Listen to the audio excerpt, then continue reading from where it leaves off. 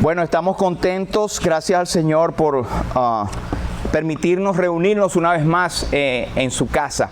Así que tenemos la palabra de Dios que es viva y es eficaz. Y recuerde que cuando sentimos que está cortando a nuestro modo de ver a alguien más, nos está cortando a nosotros también, porque es un arma de doble filo. Queremos recordar nuestra página web, que es la lumbrerabiblica.com. Allí usted podrá ver las predicaciones o anuncios de la iglesia. Usted puede tomar provecho de ella luego si quiere repasar algo de lo que decimos acá. Así que sería www.lumbrerabiblica.com. Y también estamos en el Facebook, como siempre decimos. Sin Face es imposible que los demás sepan de nosotros. Así que bienvenidos todos. Nosotros estamos en una serie de enseñanza respecto al servicio. Servir a Dios, esto es parte del tema, y el domingo pasado estuvimos viendo acerca de los versículos que nos enseñaban acerca del servicio. Y es impresionante ver cómo la gran mayoría de la gente, aun que no son salvos, ellos tienen el deseo de servir a Dios. Y esto es bueno. Pero habíamos dicho también que la voluntad de Dios para la humanidad, cuando Dios creó a Adán y Eva en el huerto del Edén, el propósito es que les sirvieran y que fueran para su gloria y para su honra. Pero a causa del pecado se distorsionó esa imagen. Pero Dios proveyó el plan, no es que le tomó de sorpresa. Dios no le toma nada de sorpresa. Pero Dios proveyó el plan perfecto por medio de la obra de su Hijo en la cruz del Calvario, para restituir, para reivindicar la posición que el hombre tenía antes del pecado. Pero podemos decir que el propósito primario de Dios para la humanidad hoy en día es que todos los hombres sean salvos y vengan al conocimiento de la verdad. Ahora, luego que el hombre es salvo, hay un propósito desplegado, perfecto, hermoso, para hacer alabanza de la gloria de su nombre, para servirle. Así que en Josué 24 y 15 hablamos la semana pasada de que Josué se puso ante el pueblo y ante Dios, y les dio aquel reto porque había la tentación de aquella multitud que había salido de la esclavitud en Egipto y habían cruzado el Jordán ya en la tierra prometida, de volver atrás. Y Él les dijo: miren, definitivamente escojan ustedes a quién van a servir. Yo no sé si van a servir a los dioses de los amorreos o de los amalecitas o de toda esta multitud que está alrededor, pero yo y mi casa serviremos a Jehová. Amén. Así que eso es un dardo poderoso que Dios nos está diciendo. Y dijimos la semana pasada que el servir a Dios es una decisión. Usted, como creyente en Cristo, es una decisión el servir a Dios. Y tenga en cuenta que la humanidad, el mundo alrededor va a tratar de impedir. Satanás trata de impedir ese propósito. Por eso es que el hombre y la mujer tienen que tener un propósito en su corazón.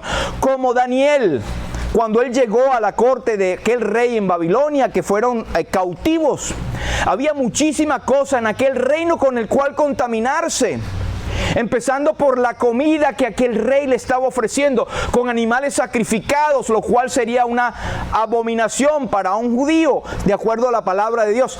Y él propuso en su corazón no contaminarse con la comida del rey. De manera que una decisión viene en la proposición de nuestro corazón.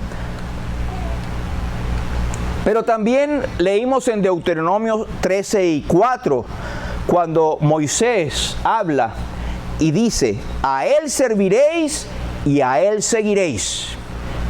Eso nos habla no de una sugerencia, esto nos habla de un mandamiento. Así que el servir a Dios, aparte de ser una decisión, es un mandamiento. Es algo que Dios ha establecido en su palabra, que está dentro del propósito de Dios servirle. Es un mandamiento, así que ténganlo muy en cuenta. Pero también leímos en Hebreos 9 y 14, donde dice que el Señor Jesucristo se ofreció a sí mismo mediante el Espíritu Eterno a Dios, para ofrecerse sin mancha a Dios, para que sirváis al Dios vivo. Y ahí nos hace ver que la obra de Cristo en la cruz, la obra del Dios triuno, de la bendita Trinidad, es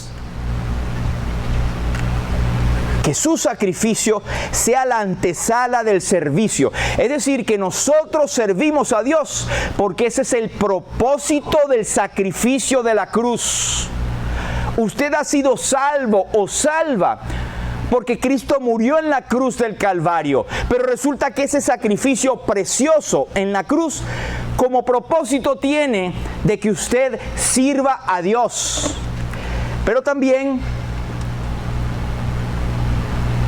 leímos en Hebreos 12 y 28, así que recibiendo nosotros un reino inconmovible, tengamos gratitud y mediante esta gratitud, sirvamos a Dios agradándole con temor y reverencia.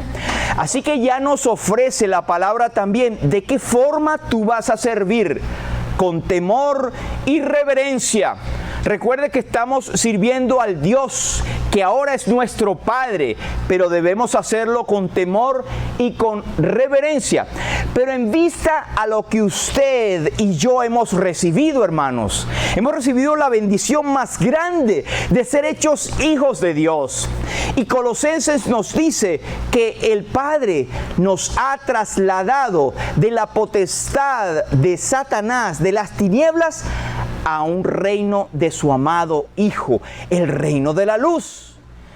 Entonces, en vista a este sacrificio, mi estimado, debemos servir a Dios por gratitud, porque no nos queda más. Sí, el apóstol Pablo dice, si Él no escatimó a su propio Hijo, sino que lo entregó por cada uno de nosotros, ¿cómo no nos dará también con Él todas las cosas? Es decir, si lo más alto que hay es el cielo del universo a la tierra, y en esa amplitud, en esa inmensidad, lo más grande que hay es que Dios se hizo carne y habitó entre nosotros para podernos levantar a su presencia, entonces, ¿qué es lo mínimo que nosotros debemos hacer? Servirles con gratitud, con mucho temor y reverencia, porque esta es la voluntad de Dios. Así que tenemos un reino inconmovible, hermano. Usted está, aunque está en la tierra aquí, igual que yo, usted ha sido traspasado, trasladado del reino de las tinieblas al reino de Jesucristo. Todo creyente tiene una iluminación especial, sobre todo cuando lee la Biblia y ve que hay cosas que Dios revela y dice, wow, esto es para mí. ¿Cuántos no han leído la Biblia cuántas veces y las veces que las leen usted encuentra algo distinto? Es verdad, porque allí está la palabra de Dios viva y eficaz, porque Él te ha dado la luz. Ahora tú puedes ver con claridad, como aquellos discípulos de Emaús, cuando ellos aún no habían caído en cuenta de la resurrección poderosa de Jesús. Ellos estaban hasta su muerte y su sacrificio, y cuando iban caminando a Emaús, el Señor se les une. Y ellos empiezan a hablar y el Señor les pregunta, ¿qué pláticas son esas que ustedes tienen? Y Él les dijo, bueno, eres tú forastero que no sabes de este Jesús, el Cristo que murió y hoy ya es el tercer día. Y el Señor le dijo, oh incrédulos, duros de corazón. Inmediatamente escamas cayeron de sus ojos y reconocieron al glorificado Jesús. Por eso es que es importante que el creyente sepa que no tiene a un Cristo muerto. No es que estoy en contra de que llevemos un crucifijo, no. Pero da como la impresión que tenemos a Cristo muerto allí. Nosotros vivimos porque Él vive. Él resucitó. Él estuvo muerto y vive por los siglos de los siglos. Y es esa resurrección de Cristo, el creer en Él, que nos ha dado una nueva visión. Y ahora podemos decir y ver las Escrituras con algo diferente.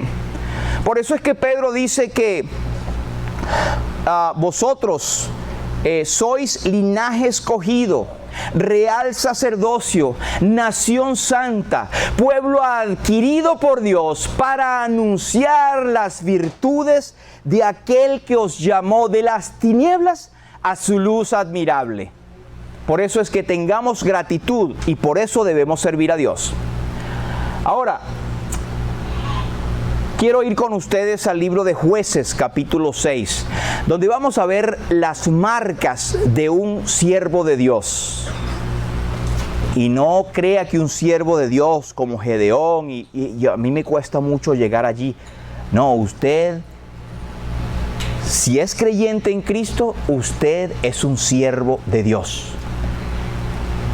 Lo único que su nombre no está aquí en la Biblia, en la historia, pero su nombre está escrito en el libro de la vida en los cielos, en el libro de la vida del Cordero, que eso es muchísimo. Entonces vamos a leer en Jueces, por favor.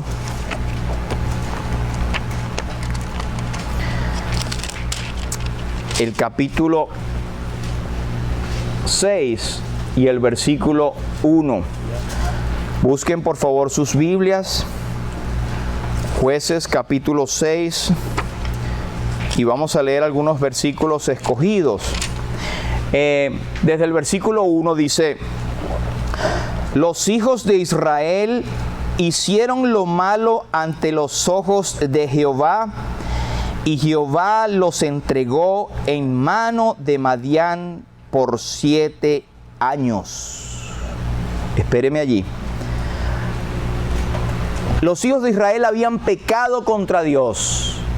Ellos habían conquistado a los madianitas. Pero ahora por desobediencia e idolatría, ellos habían sido entregados a aquellos a quienes ellos habían conquistado en el pasado. Por la desobediencia, el conquistador pasó a ser conquistado. Y esto tiene una buena aplicación a nosotros. Y el apóstol Pablo habla de eso en Romanos capítulo 7. Cuando el creyente, Cristo venció en la cruz a aquel que tenía el imperio de la muerte, Satanás, y ha revestido al creyente con esa victoria.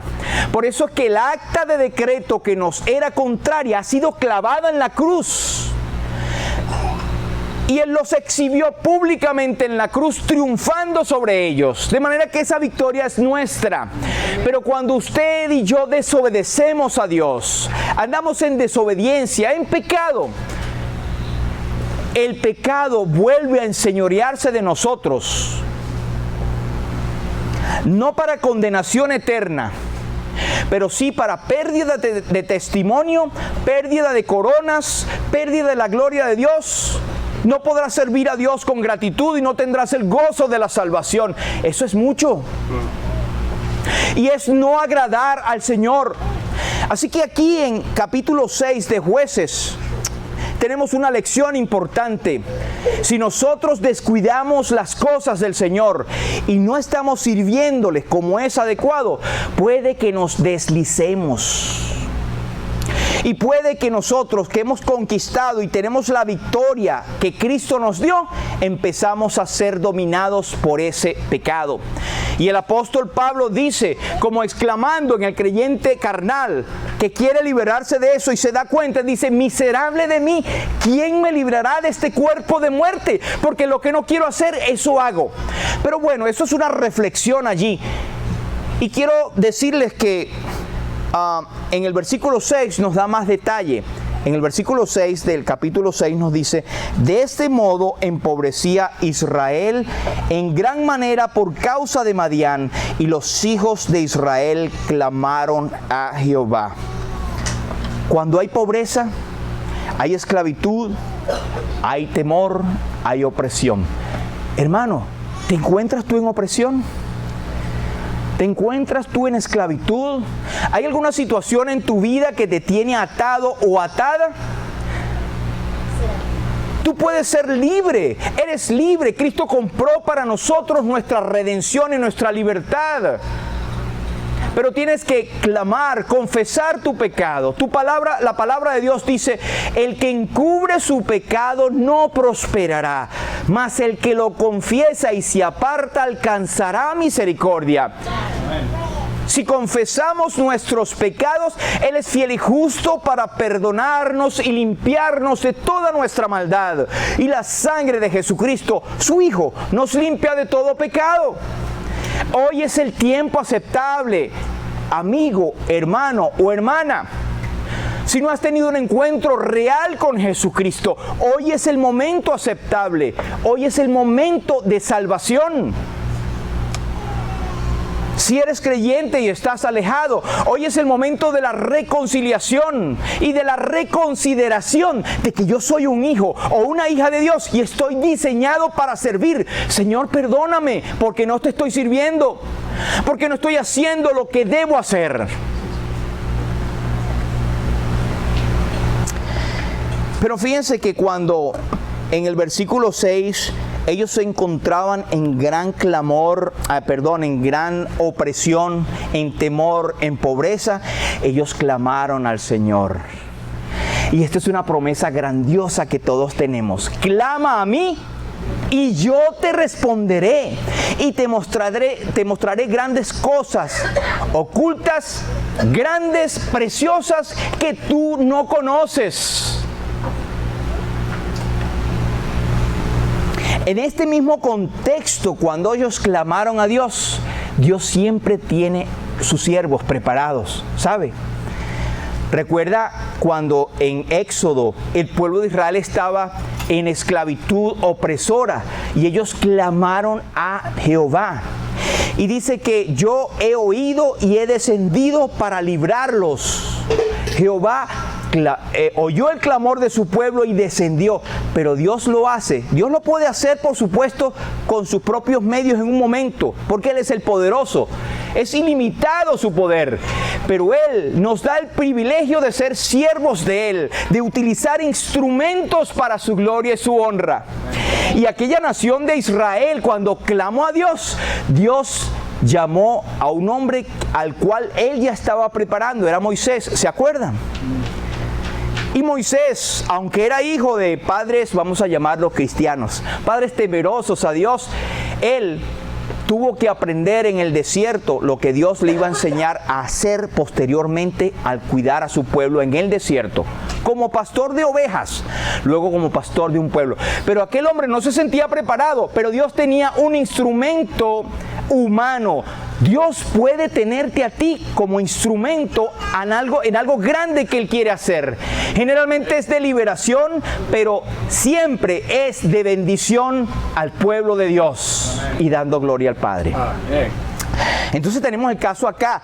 Ellos clamaron, y vea por favor conmigo en el versículo 11. Versículo 11, si usted lo tiene en su escritura, está en la pantalla de todas maneras, y dice: y vino el ángel de Jehová y se sentó debajo de la encina que está en Ofra, la cual era de Joás Abiezerita, y su hijo Gedeón estaba sacudiendo el trigo en el lagar para esconderlo de los madianitas. Ahí estaba Gedeón. Pero qué interesante lección encontramos acá. El ángel de Jehová vino. Debo decirles que la expresión el ángel de Jehová se usa intercambiablemente entre el ángel de Jehová y el mismo Jehová. Es decir, que en el Antiguo Testamento los teólogos encuentran esto como la teofanía, es decir, la manifestación o la preencarnación de Cristo. La segunda persona de la Trinidad, como le llaman algunos teólogos, pero es el mismo Dios. De manera que encontramos que el ángel de Jehová y Jehová es el mismo Dios, encarnado, preencarnado, pero que se manifestó visiblemente en aquel tiempo antes de su encarnación en la persona del Hijo. Y vino el ángel de Jehová y se sentó debajo de la encina. Quiero que vea conmigo algunas cosas interesantes, que este ángel se sentó debajo de la encina que está en Ofra, la cual es de Joás. ¿Por qué tantos detalles? ¿Por qué tantos detalles? ¿Se ha preguntado usted? Y ahora vamos a ver algunas de las razones por qué detalles. Porque es que el encuentro de Dios es un hecho, el encuentro con Dios es un hecho inolvidable, que está lleno de circunstancias y de detalles que tú no te olvidas nunca. Amén. Y fíjense que él habla de la encina, y la encina, que es un árbol frondoso, muy grande, longevo, muy popular en las regiones de Palestina, todavía actualmente, era como un ícono en la historia del pueblo de Israel. Fue en el encinar de Mamre cuando Abraham se encontró con Dios, que se manifestó en 3 personas. Léalo en Génesis 18. Ahí estaba el encinar de Mamre. Fue debajo de una encina que estaba el profeta, que no se nos dice el nombre, pero que fue a advertir al rey Jeroboam cuando había pecado en Israel, y él se sentó a descansar debajo de una encina. Fue en las ramas de una encina cuando Absalón enredó sus cabellos y quedó guindado allí, y luego fue muerto. De manera que la encina tiene como un punto icónico, un punto especial de recordación. ¿Y cómo podríamos nosotros interpretarlo? Es el lugar donde tú puedes tener un hecho que cambie trascendentalmente tu vida.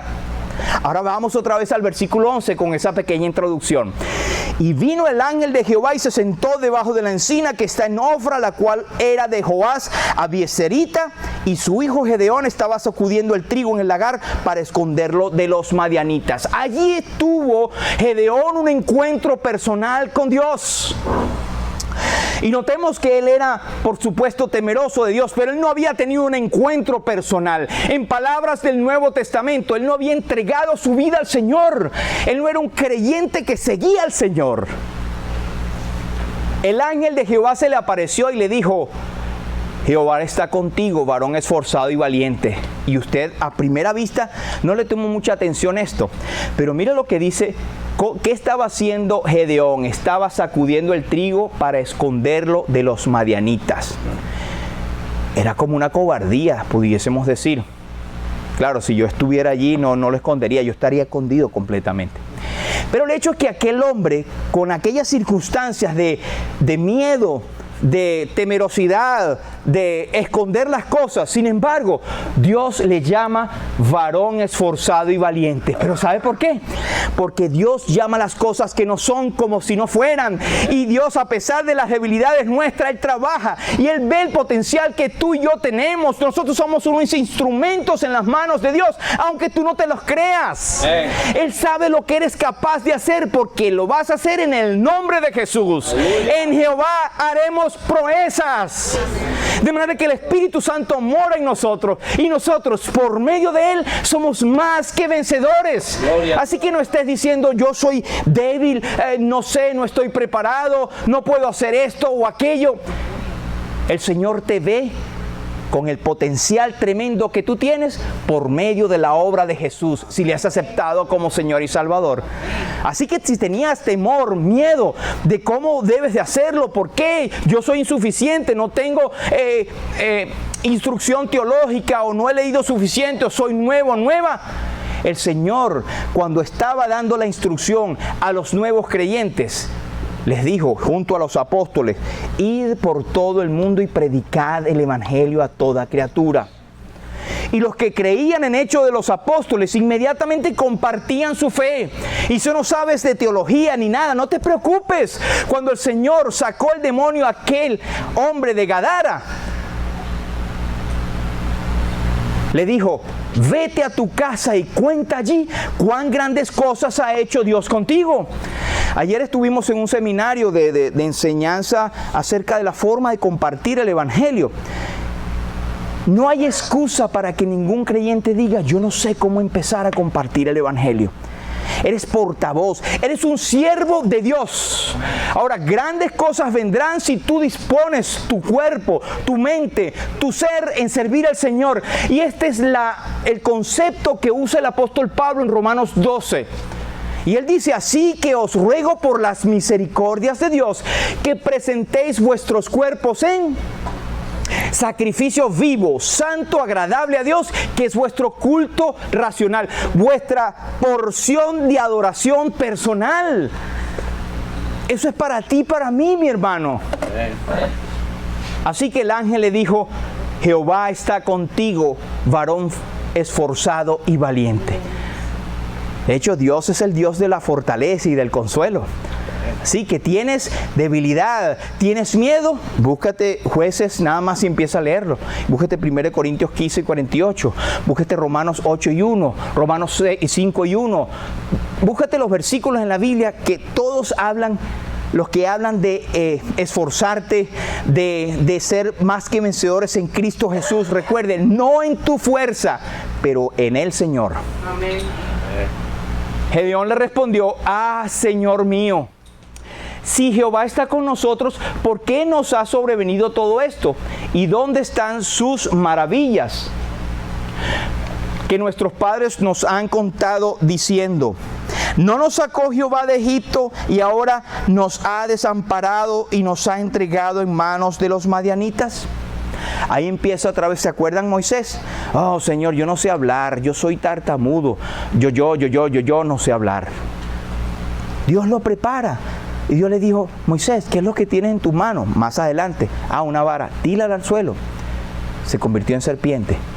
Y así por el estilo, Dios le mostró que en Él somos más que vencedores, no por nuestras propias fuerzas. Pero Gedeón tuvo el encuentro con el Señor. ¿Dónde?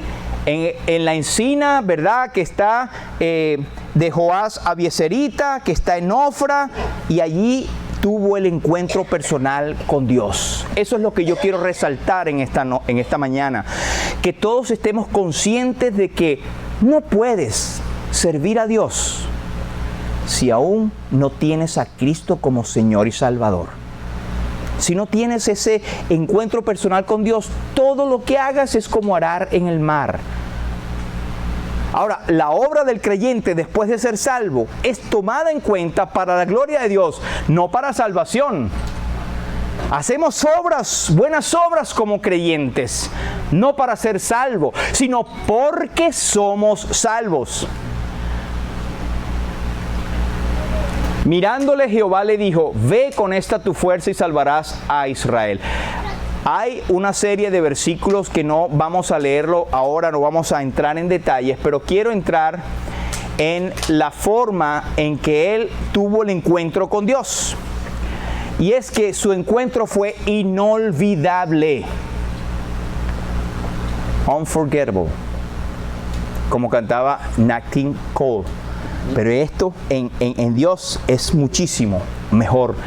Inolvidable. Ahí está, vino el ángel, se sentó donde estaba Gedeón sacudiendo. Para él, que luego contó, y luego el escritor, el que puso estas palabras, tuvo en cuenta la experiencia personal de Gedeón. Es un encuentro inolvidable. Gedeón le respondió: ah, Señor mío. Ahí estuvo, él reconoció que ese era el Señor, que estaba teniendo un encuentro personal con Dios. ¿Dónde está tu encina? ¿Sabes a qué me refiero, no? ¿Dónde está ese momento, ese lugar, esas circunstancias en tu vida donde tú te recuerdas haber tenido un encuentro personal con Dios? Yo reconozco que no todos tienen un día, una hora, una fecha. Yo lo tengo. Yo reconozco que algunos tienen un proceso en un año y se acuerdan que tuvieron un encuentro. Lo que no puede haber es que toda la vida tú has sido salvo. Toda la vida eres un hijo de Dios, porque nacimos siendo criaturas de Dios. No hijos de Dios, hijos de Dios cuando aceptamos a Jesús como nuestro Señor y Salvador. Allí hay un momento, un cuándo, un dónde y un cómo. ¿Dónde está tu encina? Jacob, cuando tuvo su encuentro con el ángel, allí en el valle de Jaboc, no Jacob, Jaboc, él tuvo la oportunidad de encontrarse con el ángel, el cual recibió una revelación y un nuevo nombre. Veámoslos en la aplicación del Nuevo Testamento. Nosotros ahora somos hijos de Dios. Antes estábamos en la potestad de las tinieblas, ahora somos hijos de Dios en el reino de luz de su amado Hijo. Jacob declaró o habló: declárame tu nombre. Moisés dijo: ¿cuál es tu nombre? ¿Quién le diré a los hijos de Israel o en la corte del faraón? ¿Quién me envió? Job dice: de oídas te había oído, pero ahora mis ojos te ven. Por tanto me aborrezco y me arrepiento en polvo y en ceniza. Es decir, que después de que Job había hablado y disertado sobre Dios, él no tenía un encuentro personal con Dios. Y él tuvo su momento en que se encontró y le decía: yo hablaba cosas que no sabía. Muchas personas hablan cosas que no saben. Pueden hasta citar la Biblia y no han tenido un encuentro personal con Jesucristo. Pablo dice: ¿quién eres, Señor? Y Pablo perseguía al pueblo de Dios pensando que estaba haciendo un servicio. Y es interesante que después que Pablo tiene aquel encuentro personal con Jesús, cuando él dijo: ¿quién eres, Señor?, el segundo o la segunda pregunta más importante que él hizo fue: ¿qué quieres que yo haga? ¿Dónde puedo servir? ¿Se fijan cómo es el proceso? No es que yo voy a servir y después conozco a Dios. Es que yo conozco a Dios. Soy salvo. Tengo un encuentro personal con Jesús. Le acepto como mi Señor y Salvador y luego empiezo inmediatamente a servir. Ahora, en Isaías capítulo 6, tenemos el caso de el profeta Isaías que estaba sirviendo a Dios y él no había tenido el encuentro personal con Dios. Y él dice, lo que pasa es que no lo citamos acá, pero si usted ve Isaías capítulo 6, versículo 1, él dice: en el año en que murió el rey Uzías, vi yo al Señor, Dios grandioso. Él se acuerda del año. Y cuando el rey Uzías tiene un encuentro, su encina está allí. ¿Me explico? Él tiene su momento en que se encontró y se acuerda y lo relata. Y lo que él relata es que él quería servir a Dios, pero tenía un gran problema. Él no había tenido ese encuentro personal con Dios. Usted está invitado a leer luego Isaías capítulo 6. Pero luego que él ve aquella gloria de Jehová, él dice: ay de mí que soy hombre muerto, porque siendo hombre inmundo de labios y habitando en medio de un pueblo inmundo de labios, ha visto mis ojos al Rey. Yo estoy muerto. Nadie podía acercarse a la presencia de Dios a menos que hubiese algo, un sacrificio. Y luego usted lo leerá, pero el ángel, el querubín voló y tomó una tenaza, creo que el ángel fue el que voló, tomó con las tenazas un pedazo de carbón del altar y lo puso en sus labios y lo dice: esto ahora ha purificado tus labios. En otras palabras, todo lo que viene del altar habla de un sacrificio. En términos del Nuevo Testamento, luego que has pasado por la obra de Cristo y has sido salvado por la gracia de Él, te ha perdonado. Ahora puedes servir. Luego que eso ocurrió, Él dijo: después oí la voz del Señor que decía: ¿a quién enviaré? ¿Quién irá por nosotros? Allí entonces Isaías sí pudo decir: heme aquí, Señor, envíame a mí. No sin antes haber tenido un encuentro personal con Jesús. Sé que son muchos versículos, pero usted luego puede repasarlos. ¿Conoces tú realmente a Jesús? ¿Eres realmente salvo? O tal vez como Job, de oídas te había oído. Mis padres me lo han enseñado. Desde chiquito he oído o esto y el otro. ¿O has tenido ese encuentro personal con Jesús? Esto es el requisito de salvación principal. Por eso el apóstol Pablo dice: examinaos a vosotros mismos si estáis en la fe, no sea que estéis reprobados. Hoy es el día, mi estimado amigo o hermano. Si no te has reconciliado con el Señor, no hay nada que impida que esto pueda ser hoy. Si eres creyente, no hay nada que impida que puedas empezar a servir al Señor ahora mismo. Pero si no eres creyente, o tienes dudas acerca de tu salvación, cerca de ti está la palabra. Mas ¿qué dice? Cerca de ti está la palabra, en tu boca y en tu corazón. Y esta es la palabra de fe que predicamos, que si confesares con tu boca que Jesús es el Señor y creyeres en tu corazón que Dios le levantó de los muertos, serás salvo, porque con el corazón se cree para justicia, pero con la boca se confiesa para salvación. Hoy es el tiempo de salvación. ¿Quieres servir a Dios? Primero encuéntrate con Él. ¿Ya eres creyente? Vamos a orar para rededicar tu vida al Señor. Hay mucho que hacer. El Señor mismo lo dijo y todavía retumba en nuestros oídos. La mies es mucha y los obreros son pocos. Vamos a orar. Padre, en el nombre de Jesús queremos darte las gracias por la claridad de tu palabra, Señor. Y hay cosas que están escritas allí que ahora retumban en nuestros oídos. Parece que nos estás diciendo, conminando, empujando, constriñendo a ir a proclamar al mundo perdido que la venida del Señor está cerca, que hay una condenación que está esperando.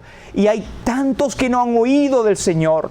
Padre, ayúdanos a darnos cuentas de esta realidad y a predicar el Evangelio, a prepararnos como siervos tuyos, Señor, a ser portavoces de tu Evangelio, a ser portavoces de ese mensaje glorioso de salvación.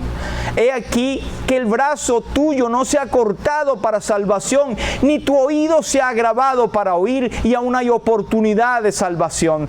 Señor, queremos entregar nuestras vidas a aquellos que no son salvos, o aquellos que tienen inseguridad de su salvación. Yo te voy a pedir que ores conmigo. Señor, en esta mañana te doy gracias porque he reconocido en tu palabra que soy pecador y que necesito un encuentro real con Jesús, el que murió por mí en la cruz. Señor, indícame, llévame por tu Santo Espíritu a comprender esta verdad. Y en esta mañana yo te recibo como mi Señor y Salvador y confieso que Jesús es el Señor. Como creyente, Señor, te pedimos que nos ayudes a rededicar nuestras vidas. Señor, que nos ayudes a tener en cuenta la urgencia de tu mensaje.